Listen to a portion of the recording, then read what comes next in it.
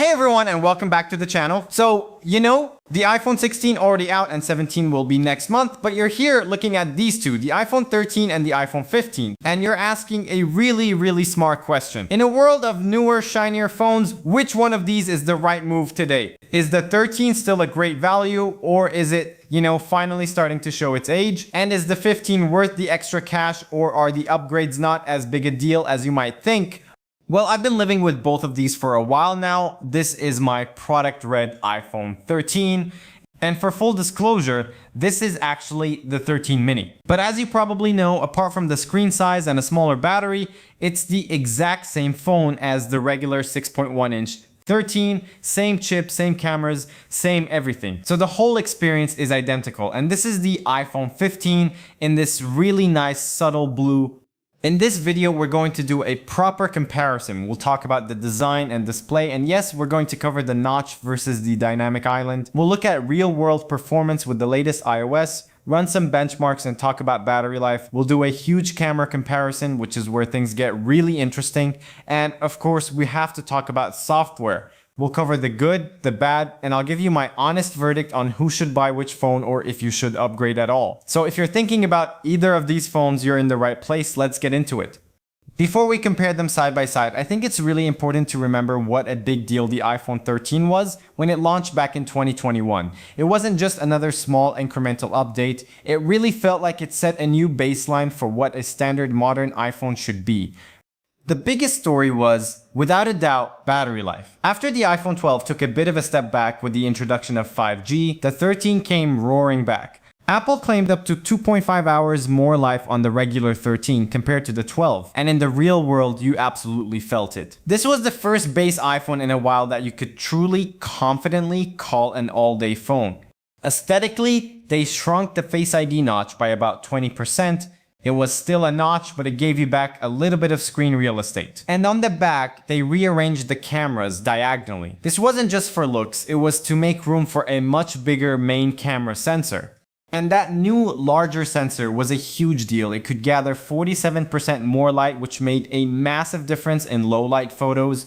And crucially, it also got sensor shift optical image stabilization, a feature that was exclusive to the top-tier iPhone 12 Pro Max the year before. Bringing that level of stabilization to the base model was a massive upgrade for photos and videos.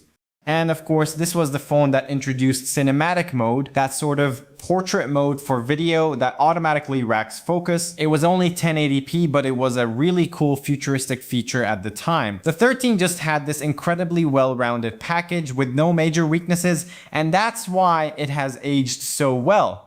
Okay, let's talk about how these phones actually feel and look today. At a glance, they're very similar. Both have that flat edge aluminum frame and a 6.1-inch screen. But the moment you pick them up, you notice a difference. The iPhone 13 has these very sharp, defined flat edges. The iPhone 15, on the other hand, has slightly contoured, rounded edges where the frame meets the glass. It's a subtle change, but honestly, it makes the 15 feel noticeably more comfortable to hold.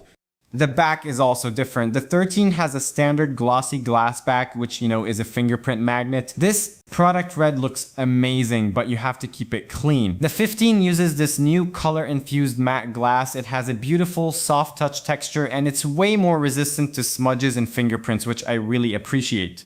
And then there's the port. The iPhone 13 has the classic lightning port. It works. We all have a million of these cables. The iPhone 15 finally made the switch to USB-C. For me, this is a huge quality of life win. I can use the same cable to charge my MacBook, my iPad, and now my iPhone. It just simplifies everything. It's the modern standard, and it makes the 13 feel a bit dated in this one specific area. Up front, we have the biggest visual differentiator. The iPhone 13 has the notch. It's fine, it sits at the top and you mostly forget it's there. The iPhone 15 gets the dynamic island, which came from the 14 Pro models. It's a floating pill-shaped cutout that's actually smaller than the notch, but because it's detached from the bezel, some people find it more noticeable, especially when watching full-screen video. But the key difference is functionality. The notch does nothing. The dynamic island is interactive. It's where your live activities live. Timers, music playback, your Uber's arrival time. A long press expands it for more controls. It's genuinely useful and makes the phone feel more alive. It's a clear software and hardware advantage for the 15. Now, both of these are beautiful 6.1-inch Super Retina XDR OLED displays. Colors are great, they're super sharp, but the 15 gets way brighter. The 13 has a typical max brightness of 800 nits. The 15 goes up to 1000 nits, but its peak outdoor brightness is 2000 nits, literally twice as bright as the 13. If you use your phone outside a lot, this is a massive, immediately noticeable upgrade. Now, the one area where they are identical, and it's a bit of a sore spot in 2025, is the refresh rate. Both are 60 Hz panels. On the 13, for its price on the used market, that's totally acceptable. On the 15, which Apple still sells new, it's probably its biggest weakness. Scrolling just doesn't feel as fluid as the 120 Hz ProMotion displays on the Pro models. Under the hood, the iPhone 13 is running the A15 Bionic chip, while the 15 has the A16 Bionic. Now that sounds like a 2-generation jump, but it's a little more nuanced. The A16 in the standard 15 is actually the chip from the iPhone 14 Pro, and the A15 in the 13 was so good, Apple put an enhanced version of it in the standard iPhone 14. I ran Geekbench 6 on both of these. My iPhone 13 running iOS 18.6 scored 23021 on single core and 5667 on multi-core. The iPhone 15 on the latest iOS 26 beta came in at 2592 single core and 6415 multi-core. So on paper, the 15 is roughly 12 to 13% faster. You can see the generational improvement. But I think the bigger difference in 2025 comes down to RAM. The iPhone 13 has 4 GB of RAM while the iPhone 15 has 6 GB. And honestly, this is where you can sometimes feel the 13's age. When you're multitasking, jumping between a bunch of apps, the 13 is more likely to have to reload an app from scratch, whereas the 15 can keep it suspended in memory. It's not a deal breaker, but it's a noticeable little hiccup you'll see from time to time on the 13. In day-to-day use though, scrolling social media, sending messages, browsing the web, both of these phones are still incredibly fast. The A15 is no slouch, you'd be hard-pressed to see a major difference without them side by side. And I have to say, this iPhone 15 running the latest iOS 26 beta has been fantastic. This year's major update has been really impressive. It feels incredibly fluid. A lot of the early bugs have been ironed out, and there have been some great tweaks to battery management and thermals. It just feels really mature and stable, even for a beta. Okay, battery life. This was the iPhone 13's killer feature at launch.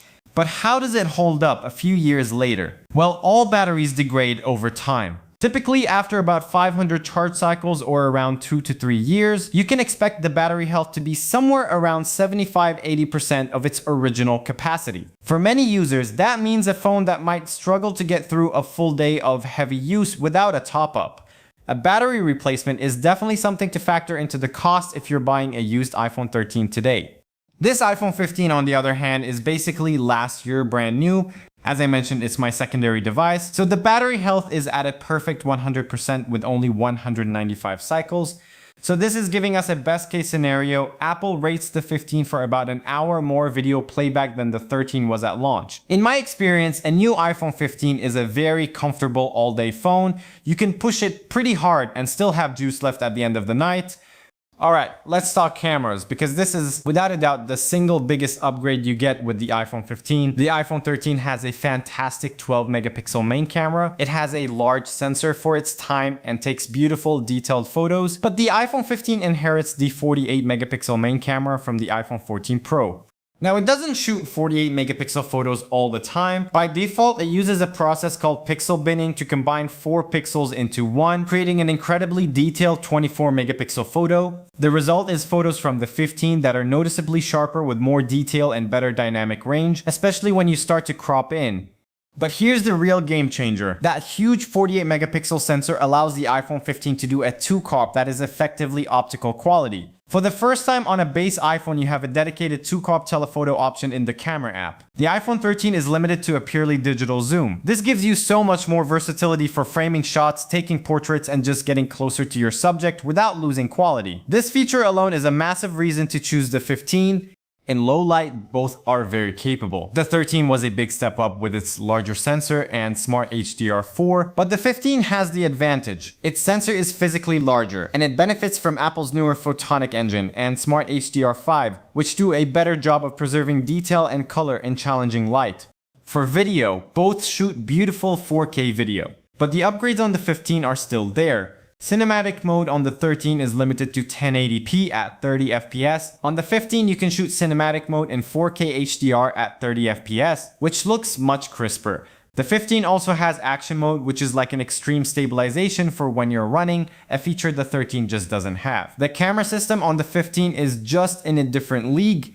Okay, let's talk about Apple Intelligence. This is Apple's new suite of built-in AI features, smarter Siri writing tools, image generation, and so on. And here's the most important thing you need to know. Neither of these phones support it. Apple Intelligence requires the A17 Pro chip or newer, which means you need an iPhone 15 Pro or a newer model. The standard iPhone 13 and the standard iPhone 15 do not get these features. And honestly, for me right now, that's not a deal breaker. Here's why. First, Apple Intelligence is still in its early days. It's in beta, it's rolling out slowly, and a lot of the most powerful features are still coming in future updates. It's very promising, but it's not a fully baked must-have feature set today. And second, the AI tools I use every single day are already available as apps on the App Store, and they work fantastically on both of these phones. I use Google's Gemini app all the time for complex searches, brainstorming, and summarizing information, and ChatGPT is incredible for writing assistants and creative tasks. These apps are arguably more powerful and mature than Apple's current offerings, and they give you a top-tier AI experience, regardless of which iPhone you have. So while not having the native integration is a downside for future-proofing, in 2025 you are not missing out on a world-class AI experience by choosing one of these phones. So what are the downsides? For the iPhone 13, the main things to consider are the 60Hz display, which feels a bit dated, the aging battery, which you'll need to check the health of, the Lightning port, which is on its way out, and that 4GB of RAM, which can cause more frequent app reloads. For the iPhone 15, the biggest knock is also its 60Hz screen. At its price point, a high refresh rate is really expected. And while it has a USB-C port, it's limited to USB 2.0 speeds. Just like Lightning, so you don't get fast data transfers, it's really just for charging convenience.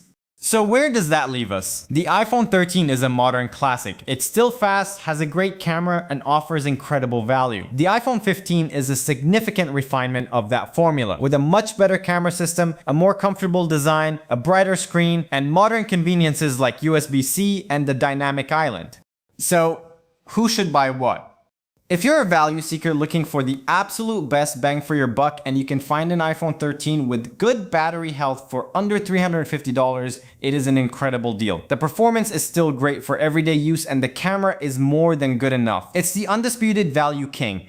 If you're a current iPhone 13 owner wondering if you should upgrade to the 15, I'd say maybe. The day-to-day performance isn't a life-changing jump. The real reasons to upgrade are the camera, specifically that 2x zoom, the much brighter screen for outdoor use, and the convenience of USB-C. If those three things are very important to you, it's a fantastic upgrade. If not, you can happily hold on to your 13 for another year. And finally, if you're a new buyer choosing between the two and your budget can stretch, I would recommend the iPhone 15. It's more comfortable to hold, the screen is better, the camera is significantly more versatile, it has more RAM for better multitasking, and USB-C makes it more future-proof. It's simply the more modern and capable device that will feel newer for longer. So there you have it, two fantastic iPhones, each with a really strong place in the 2025 market. The 13 is the smart, budget-friendly choice that still delivers a premium experience, while the 15 is the clear step up with meaningful upgrades where they count most. But that's just my take after using both of these phones. I'd love to hear from you. Are you still using an iPhone 13? How's it holding up? Or did you pick up an iPhone 15? Let me know your experience down in the comments below. Let's talk about it. As always, thank you so much for watching. If you found this video helpful, a thumbs up is always appreciated, and consider subscribing for more honest tech reviews. I'll see you in the next one.